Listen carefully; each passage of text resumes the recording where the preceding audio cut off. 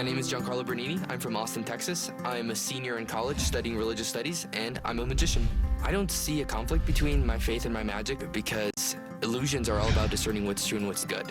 As a kid, even when I was watching movies, I never wanted to be the main character. I always wanted to be the magical friend, like Merlin from Sword in the Stone. I love that those characters use their magic to be help to someone else. I was about 11 years old when I first started going to the local children's cancer clinic to do magic there. That I saw that it could impact someone's day and change their experience. This particular trick that I'm doing is about time travel and the way that faith and reason kind of go together. Hopefully my magic can inspire people to seek the true, beautiful, and good in their own lives. With a randomly selected member of our studio audience, here is Giancarlo Bernini. Thank you. Ladies and gentlemen, I have here a box, a very special box, because of what's inside of it. Allison, would you mind holding on to this box for now? Just make sure that it stays shut tight, nothing gets into it, nothing gets out of it. Thank you so much. Now, since I was about 8 years old, I've been fascinated by the concept of time travel. And tonight, we're going to try to make history and prove that time travel is possible right here in the Penn and Teller Theater. Now, if we succeed, we are going to need some kind of proof, something unique and one of a kind. That's where you come in. What's your name? Ross. Ross, nice to meet you. I have a marker here, if you wouldn't mind holding this in the air just like so. We're gonna make a unique piece of art. I'm gonna hold this pad up to the marker. If you wouldn't mind, just go ahead and close your eyes and scribble around randomly. That's perfect. You can go ahead and open your eyes. See, what you've just done is you've created a unique piece of art unlike anything else. Do you mind holding on to that for just now? I'll take that marker back from you. And I have another question for you. Do you have your cell phone with you? I do. Could we borrow that, and would you unlock that for me? Yes. Thank you so much. See, I want to make sure that we can recognize this drawing if we were to see it again later. So we're going to take a photo of it. In fact, we're going to take a selfie here. So would you hold that up? That's perfect. And this right here is our photographic evidence. But since we are here with Penn and Teller, it's only fitting that they also should be able to verify this as well. Penn, I'm going to send you a copy of this photograph. We're going to go to your messages, start a new message. And Penn, I'm going to text you this photograph. The producers gave me your number before we started. Don't worry, I'll make sure to delete it after we're done here. Penn, please let me know as soon as you receive this photograph. Here we go. You got it? I have gotten it. Yes, I do. Oh, fantastic. Wonderful.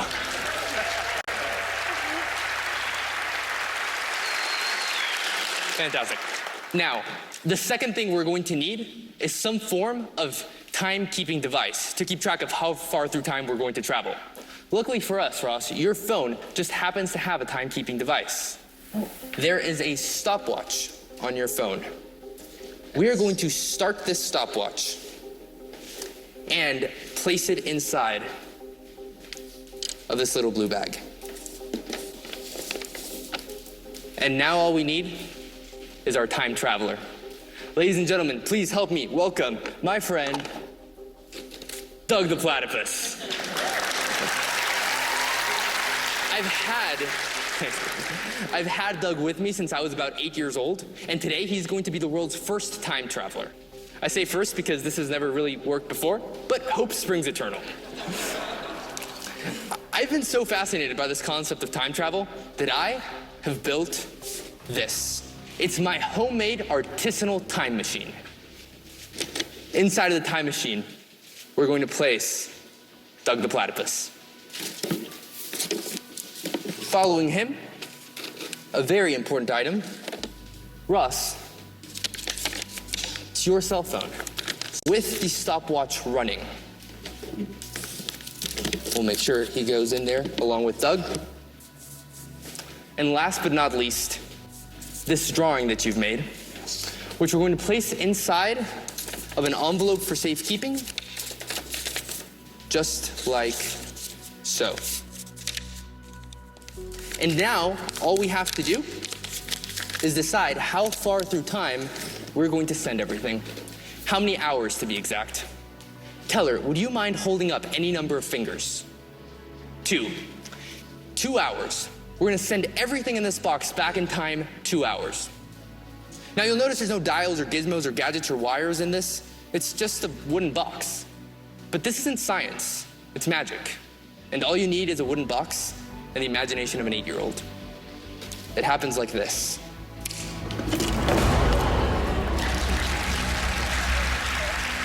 Now, not only have these items vanished, they've traveled through time. They've traveled back through time 2 hours. 2 hours ago, at which point I took these items and placed them inside of a box. A very special box, a box that Allison has been holding on to this entire time. Allison, would you bring that box forward? Thank you so much. And ladies and gentlemen, inside of the box, it's Doug the Platypus.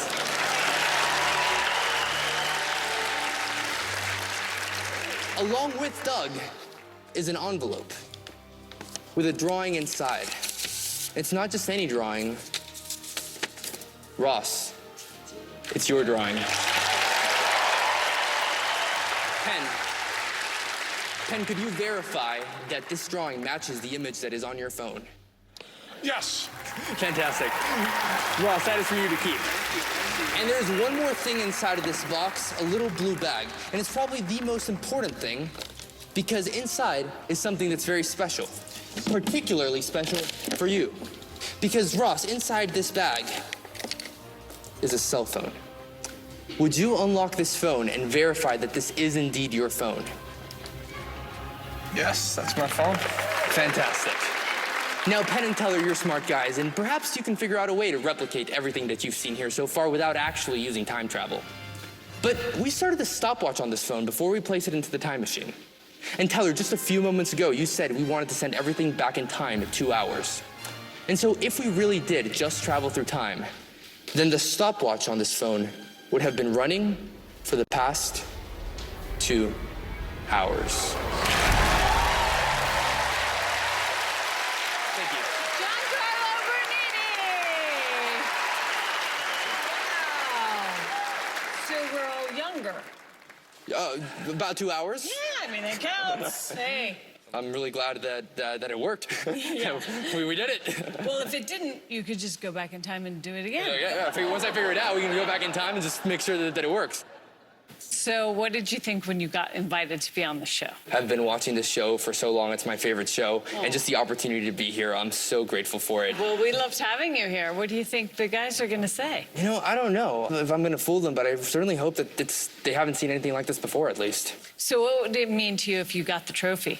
Yeah, I'm a college senior right now, so it would mean that kind of validate the fact that I want to do magic full-time professionally as soon as I graduate, and that would just validate that dream for me. Thanks. Fingers crossed. Absolutely. All right, well, let's see if your time machine brings you a trophy. Oh, boy. Boy, a lot of stuff going on. You got 15 tricks here, and they're all really, really good. I had some notes. My pen is running dry here. Let me get another. My pen just went dry here. I'll go to the second page. But, yeah, this pen too. But let me try this one. We didn't hear you say the magic word, but I think you did say a magic word. I think you said shimshi when you went over behind that, the real magic word there. You said it under your breath.